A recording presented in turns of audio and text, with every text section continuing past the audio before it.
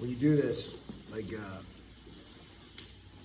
one thing that can happen as you go, if the person knows that their arm is in trouble, so like I have very tight shoulders and elbows, so if I get caught here, this is kind of what I try to immediately do, is he can turn his thumb down and bring his hand under, and he's gonna end up like this.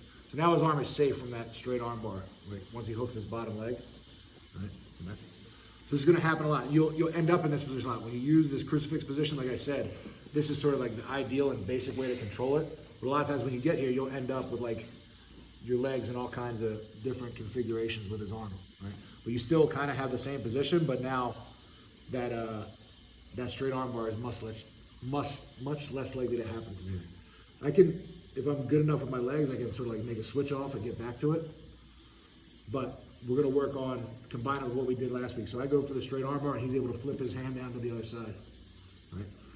When that happens, I'm gonna go back to the Kimura grip.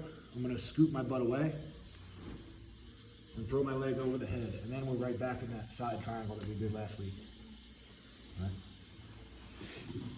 So try to remember, if your top leg has the arm hooked, you can attack the arm bar and the choke from this position.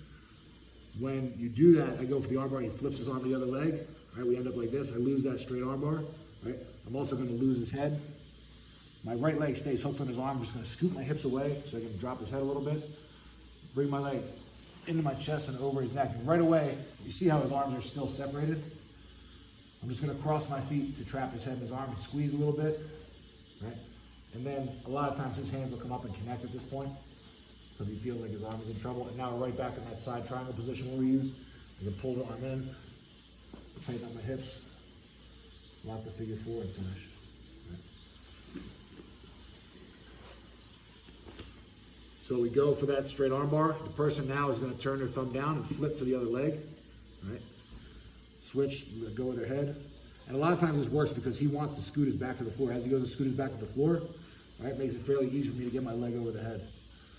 Once your leg's over the head, just immediately cross your feet just to trap his head in his arm, and then you can worry about tightening everything up.